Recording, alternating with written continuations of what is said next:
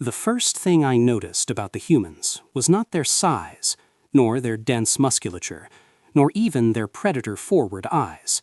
It was their lack of preparation. They arrived last to the grand orientation hall of the Galactic Academy, long after the rest of us had already secured our safety harnesses and calibrated our personal shields. The massive doors parted with ceremonial gravity, and every non-human head turned in unison. The humans walked in as if entering a place that owed them nothing and feared them less. No pressure suits sealed around fragile organs, no hazard halos humming softly above their skulls, no neural dampeners to cushion panic responses, just layers of thin fabric, exposed skin, and an unsettling casualness in their movements. One carried a bag slung over a shoulder, as though this were not one of the most hostile learning environments ever constructed. I am Avith, Senior Xenology Observer. My species evolved on a world so gentle that a misstep could cripple us for life. I have spent centuries studying Deathworlders from a distance, safely behind simulations and reinforced glass. Never had I seen one this close. The Academy director cleared his throat, his frills twitching nervously. "Students, please remain calm." A murmur rippled through the chamber. Disbelief, alarm, a flicker of outrage. Declined? Deathworlders were known for arrogance, yes, but this was something else. One human leaned casually against a railing, clearly marked with load limits half their body mass. Another stretched, joints popping audibly, drawing winces from half the room. They joked with one another, smiled, laughed. I logged my observations rapidly, my neural recorder struggling to categorize what I was witnessing. Humans did not display the expected hypervigilance. No scanning of exits, no visible stress responses. They behaved as though danger were familiar. Orientation began. The images alone sent several non-Deathworld students into visible distress. One fainted outright. The humans yawned. One raised a hand. Quick question," he said, voice relaxed. The hall went silent. The director hesitated. "Training grade," he replied. "Oh, okay," the human said, satisfied, as if that settled something important. I felt something cold coil in my secondary heart. As procedures were explained, I found myself watching the humans instead of the displays. Their posture was loose, balanced. They swayed slightly with the station's micro-shifts, compensating without conscious thought. When the ambient gravity increased by a fraction for calibration testing, several species cried out in pain. The humans barely noticed. One did crack his neck. I realized then that I was not afraid for them. I was afraid that we did not understand them at all. The lights dimmed, signaling the end of orientation and the beginning of live environment exposure. Safety fields hummed louder. Medics took their positions. Instructors exchanged anxious glances. The humans rolled their shoulders, ready. As the first gravity test initialized, the floor trembled beneath us, and I began a new entry in my personal log, hands unsteady despite decades of composure. "These beings do not fear what we fear," I recorded. And if fear is what keeps the rest of us alive, the gravity ticked upward another increment, then what exactly keeps humans standing? The answer, I would soon learn, was far more terrifying than fear, and the test had only just begun. They told us it was a basic traversal exercise. The phrase still echoes in my auditory memory with a bitterness I did not possess before that day. Basic, safe, rated for juveniles of most member species.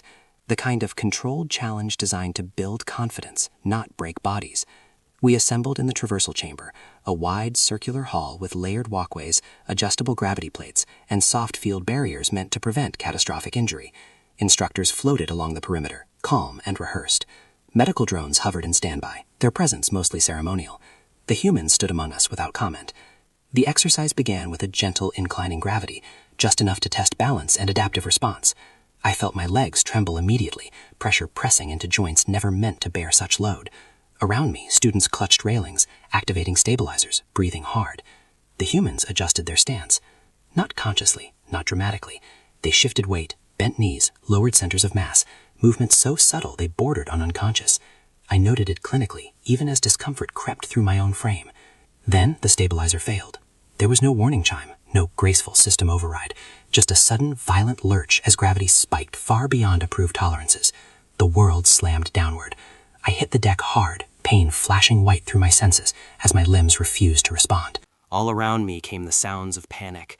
Screams, the sickening crack of bone, the wet gasp of air forced from fragile lungs. Some students froze entirely, neural systems overloaded, minds shutting down in the face of impossible force. I remember thinking, with detached clarity, this is how we die. The humans did not freeze. One of them, a male, designation unknown, was hurled sideways into a bulkhead. I saw his body impact metal with enough force to pulp internal organs of my species instantly. I turned my gaze away, unwilling to witness death at such proximity. Then I heard laughter. Rough, painful, broken by a sharp intake of breath, but laughter nonetheless. I looked back in disbelief as he pushed himself upright, one arm hanging at an unnatural angle. He winced, flexed his fingers, and muttered something I could not translate, though the tone suggested irritation rather than terror. Nearby, an instructor lost footing entirely, body flailing as gravity pinned him helplessly. Before any safety field could engage, a human female threw herself forward, flattening her body over his, using her own mass to anchor him to the deck. I saw her muscles strain, fibers standing out beneath skin as gravity crushed down. Blood seeped from her nose. Her teeth were clenched so tightly I feared they would shatter. She did not move. Medical alarms erupted across the chamber, shrill and overlapping. Bone density alerts, organ trauma warnings, lethality thresholds breached in multiple species.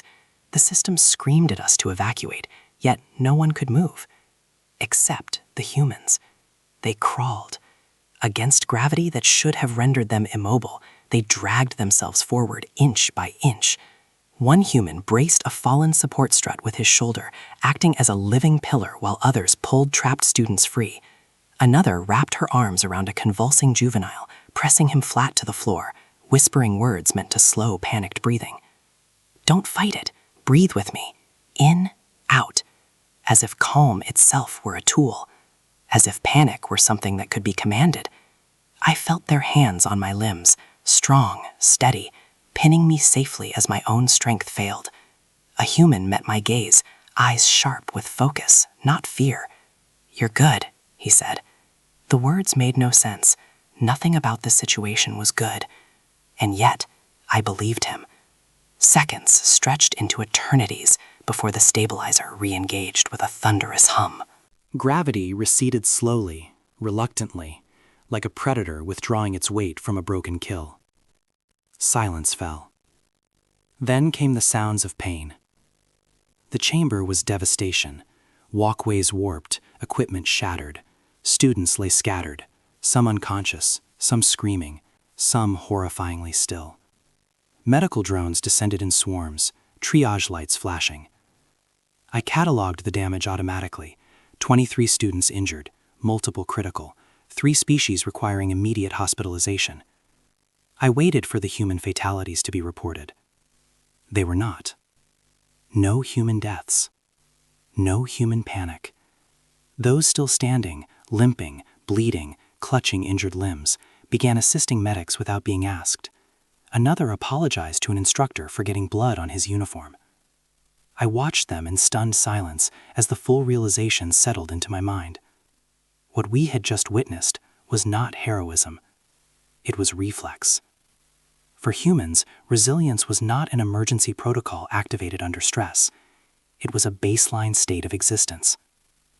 As the chamber lights dimmed and evacuation procedures began, I felt a deep, unfamiliar dread coil within me.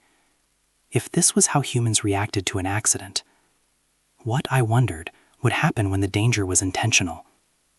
The answer waited for us in the days ahead, and I was no longer certain the Academy was prepared to survive it. Rumors travel faster than truth in enclosed habitats. Within one cycle of the traversal incident, the corridors of the Galactic Academy had changed. Pathways subtly rerouted themselves, not by directive but by instinct. Non-human students chose longer routes to avoid shared halls. Conversations lowered when humans passed.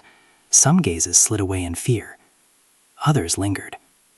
I observed a juvenile of the Cath clutch her companion's limb as a pair of humans approached, their movements stiff with healing injuries. "They don't break," the juvenile whispered, awe vibrating beneath the words. The phrase repeated itself in different dialects, on different levels, until it became a quiet mantra. "They don't break." Academy administration responded swiftly, as they always do when control begins to slip. Bulletins were issued, seminars scheduled. The data feeds undermined them completely. Medical reports showed fracture thresholds far beyond standard Deathworld baselines, organ redundancy patterns that defy predictive modeling, healing timelines that bordered on the absurd. Human students were released from medical care days ahead of projections, some returning with visible injuries and the unsettling ability to smile through them. One attended a xenobiology lecture with his arm encased in a rigid support, fingers still discolored. When an instructor suggested rest, the human replied, "It's fine." I felt my frills tighten in discomfort. In simulation classes, the pattern repeated. Disaster response scenarios, hull breach drills, atmospheric collapse projections. The moment a danger scenario was introduced, human hands rose, always first, not with bravado, not with competition, with a calm, almost resigned acceptance that chilled me more than fear ever had. They did not seek risk, they accepted responsibility. During one such session, I finally asked. My voice carried more sharpness than intended. The human turned to me, expression thoughtful, as if surprised by the question. "Because someone's got to do it," he said simply. No glory, no defiance, just inevitability. I began studying their historical archives in earnest, not the sanitized diplomatic summaries, but raw feeds, visual records, first-person accounts. I watched storms that flayed landscapes bare, predators that hunted in coordinated packs, diseases that rewrote human biology in real time, killing millions and leaving survivors changed at the genetic level. Every record screamed the same conclusion. Extinction was not just possible for humans, it was expected. Yet the species endured, adapted, hardened, not by becoming invincible, but by becoming stubborn beyond reason. I returned to the academy halls with new eyes. I saw humans demonstrating proper fall techniques to species whose bones shattered easily, teaching breathing methods to manage panic under pressure, adjusting their own movements to accommodate others, slowing themselves for those who could not keep pace. They laughed often, but the laughter carried weight now. It was not ignorance, it was defiance. The fear around them began to change. Whispers still followed, but the tone shifted. Less about what humans might do to us, more about what they would endure for us. That realization unsettled me more than the accident ever had, because a species willing to suffer without hesitation, without complaint, was not merely resilient, it was dangerous in a way no weapon could measure. As I passed a viewing window overlooking the training sectors, I watched a group of humans preparing for another simulation, this one flagged with elevated risk warnings. Their movements were slower now, bodies still healing, yet they stood at the front, waiting, ready. I felt the familiar chill coil through my core again, sharper than before. If this was how humans behaved when nothing was at stake but grades and pride, what, I wondered, would they become when lives truly depended on them? The Academy had invited humans to learn from us. I was beginning to suspect we were the ones being taught, and the lesson was far from over. The Academy called it a risk tolerance demonstration. The phrase was sterile, administrative, designed to soothe donors and oversight councils who had begun asking why humans were being allowed to roam unsecured through a facility rated lethal to most sentient life. Unofficially, we all understood what it was. A test, not of human strength, but of human limits. Attendance was mandatory. The observation chamber filled quickly, tiers of seating packed with students, instructors, and medical specialists. Emergency protocols were layered thick enough to suffocate a starship. Overwrite codes stood ready at 1,000 command terminals. No one believed they would be enough. The scenario briefing appeared in cold blue hologlyphs. Simulated hull breach, atmospheric venting, airborne toxin release, total power failure. Estimated survival time for most species under 4 minutes. I felt my limbs tighten involuntarily. I prepared myself, truly prepared, to witness human death. The chamber lights cut out without warning. Darkness swallowed us whole, broken only by emergency luminescence bleeding red along the floor. A violent shudder rippled through the structure, followed by the unmistakable scream of tearing metal. Atmosphere roared past us as a section of the far wall ruptured, venting simulated vacuum with terrifying realism.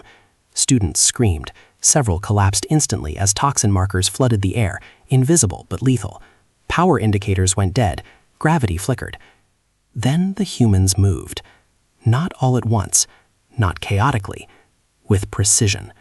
One human sprinted directly toward the breach, leaning forward into the artificial gale with a determination that bordered on madness. Her pressure suit alarms blared as she reached the torn hull. Without hesitation, she twisted, tore free her helmet seal, and jammed the suit itself into the rupture. Her body slammed flat against the wall as decompression forces pinned her there. I screamed without realizing it. Another human grabbed her harness, locking it to a floor anchor with shaking hands. A third reinforced the seal with debris, bracing with his own back as atmosphere stabilized enough for the rest of the chamber to breathe again. No commands were issued. No one shouted orders. They knew where to be. Across the chamber, toxic vapor thickened. I saw 3 non-human students collapse in rapid succession, nervous systems overwhelmed. A human male ran straight into the cloud, pulling his shirt over his mouth as if that could possibly help. He did not emerge for a long time. When he did, he was dragging all 3 bodies behind him, fingers clawed into fabric and scales alike. His face was discolored, eyes watering violently. He dropped to his knees the moment he crossed the safe threshold, retching, then pushed himself upright again to help medics. Gravity failed completely. The floor lurched sideways, sending bodies and debris tumbling. Humans caught others mid-fall, absorbing impacts meant to shatter bone. One slammed into a bulkhead with a sound that made my vision blur, then shook himself, dazed, and kept moving. I watched a human female brace herself across a doorway, arms and legs spread wide, acting as a living support beam while evacuees passed beneath her. Her muscles trembled violently. Blood seeped from reopened wounds I recognized from the earlier incident. She did not yield. To my horror, I realized something else. They were not improvising. This was practiced. The way they rotated positions when fatigue set in. The way injured humans were quietly replaced without breaking flow. The way they checked one another with brief touches and nods, communicating volumes without speech. Choreography. Brutal, efficient choreography honed by a species that had rehearsed disaster since its first breath. Minutes passed. Then more. The system stabilized one by one. Emergency power flickered back to life. Toxins dissipated. Gravity normalized. Silence fell over the chamber, thick and heavy. I became aware of my own breathing, ragged, uneven. Around me, others stared in stunned disbelief. No one spoke. No one could. The humans stood amid the wreckage, shoulders slumped, chests heaving. Some leaned against walls. One sat heavily on the floor, laughing weakly as medics swarmed him. The human who had led the response stepped forward at last. His voice was hoarse, scraped raw by toxin and strain. "Safety matters," he said, looking up at us, not with pride, not with accusation, but with something dangerously close to kindness. "Rules matter." He paused, swallowing hard. The word struck deeper than any alarm. In that moment, understanding settled over me with crushing clarity. Humans did not reject safety because they were careless. They rejected it because safety, as we defined it, was already a luxury they had never known. Their baseline was catastrophe. Their comfort zone was crisis. As the chamber doors opened and medical teams rushed in fully, I remained frozen in my seat, unable to look away from the humans as they were let out, limping, scarred, alive. A terrible thought took root in my mind, one I could not dislodge.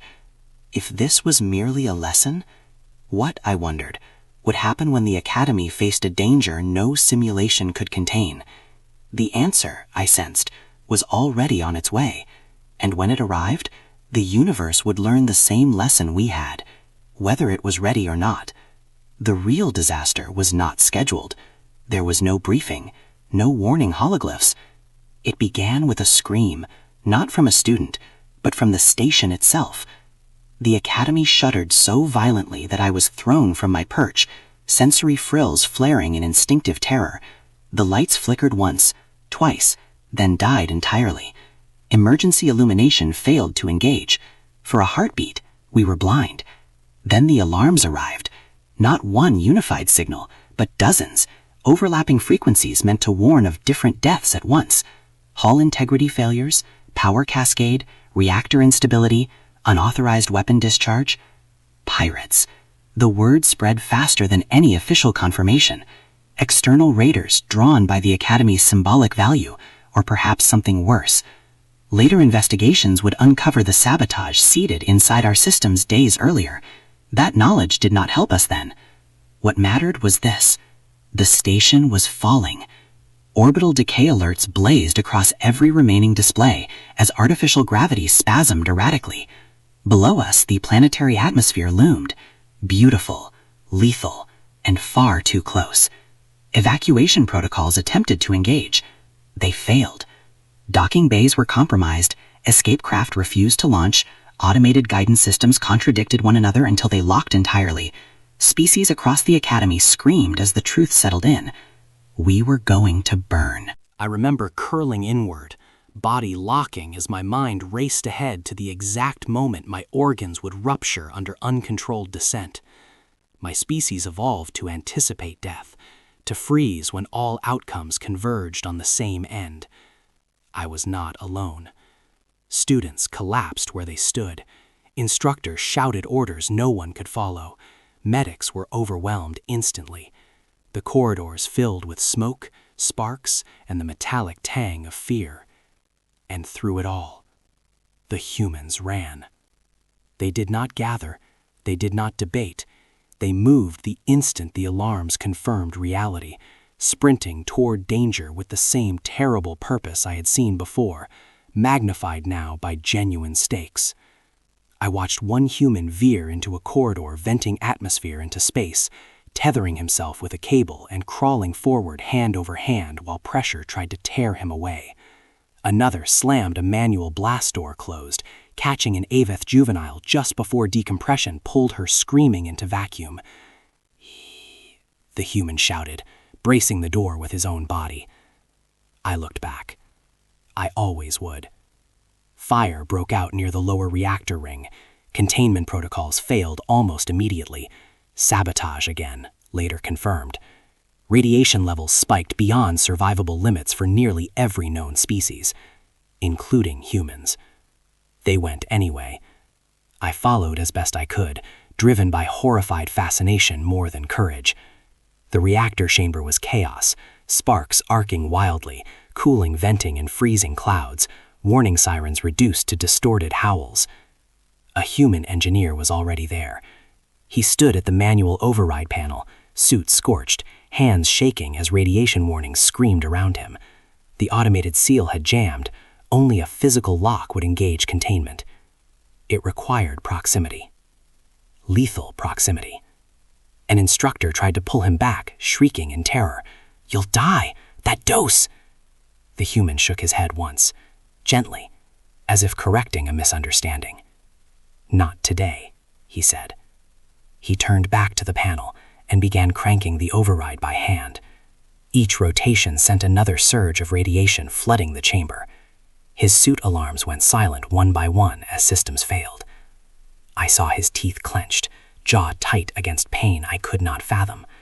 Blood trickled from his nose, then his ears. His movement slowed, but did not stop. Another human appeared beside him, then another, forming a living shield to block stray debris and heat surges. One collapsed. The others dragged him clear without breaking rhythm. Finally, with a grinding shriek of tortured metal, the containment seal slammed shut. The alarms cut off. The chamber went eerily quiet. The human at the panel slumped, bracing himself against the console to remain upright. He turned, face pale, eyes unfocused, but smiling. Actually smiling. A medic screamed for a stretcher. Someone shouted that he needed immediate evacuation. Radiation exposure that high meant cellular degradation, organ failure, a drastically shortened lifespan even if he survived the day. He waved them off weakly. "Worth it," he said. The words struck me harder than the explosion ever could have. Worth it. Not heroic. Not tragic. A calculation. I felt something inside me fracture then. Not bone, not flesh, but certainty. I had always believed survival was the highest priority of sentient life, that all decisions ultimately bent towards self-preservation. Humans did not bend that way. They did not measure cost in lives lost or years remaining. They measured it in outcomes. Did others live? Then the cost was acceptable. The station stabilized slowly, painfully, like a wounded beast refusing to die. Pirates were repelled by automated defenses, and when those failed, human boarding counterattacks I only glimpsed in fragments of footage later. By the time external rescue fleets arrived, the Academy still stood. Barely. Casualty reports flooded in.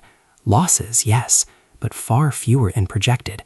Entire wings saved by human intervention. Species that should have gone extinct in that moment, still breathing because someone else chose to stand and fire. I found myself back in the medical ward hours later, staring through reinforced glass at rows of beds occupied by humans, some unconscious, some awake, joking quietly with one another. The engineer from the reactor lay pale and still, wrapped in humming medical fields. Alive. For now. I understood then the most dangerous truth about humans. It was not their strength. It was not their resilience. It was this. They do not fear sacrifice. They accept it. And a species that treats itself as expendable in service of others is more powerful than any fleet. As the station drifted back into stable orbit, patched and scarred, I realized the Academy had survived its trial. But the galaxy had just failed one. Because now that we had seen what humans were willing to pay, the question was no longer whether they were safe to study beside. It was whether the universe was prepared for a species that would burn itself alive, so that others would not have to. Silence returned to the Galactic Academy, but it was not peace. The station itself bore the scars, twisted girders, scorched panels, flickering lights in corridors where metal had groaned under stress. Emergency repair teams moved like ghosts, restoring what could be restored. Casualties were far fewer than any calculations had predicted, a miracle attributed almost entirely to human intervention. The humans themselves bore the visible costs, limbs wrapped in rigid supports, faces pale, bruised, or scarred. Prosthetics gleamed where bone had failed. Vital signs closely monitored by medics revealed damage that would shorten lifespans. Yet there was no complaint, no outcry, no petitions for relief or rest. They moved quietly among the wounded, assisting medics, checking systems, adjusting protocols, smoothing the chaos of a station still trembling from its near death. When the memorial for the non-human victims was held, the humans attended with heads bowed, silent. They did not claim glory, they did not seek recognition. They simply stood, a wall of quiet endurance, bearing witness to those who could not be saved. The juxtaposition was jarring, species that screamed and wept for the loss of comrades, while humans offered only calm solidarity. Their presence alone seemed to steady the grief of others, as though their resilience could be shared, like a protective shield. By the following cycle, the galaxy had begun rewriting its classifications. Risk matrices, insurance policies, interstellar compliance reports, all updated overnight. Humans were no longer categorized as high-risk associates to be monitored, restricted, or treated with excessive caution. The term itself seemed almost laughable after witnessing what they had endured.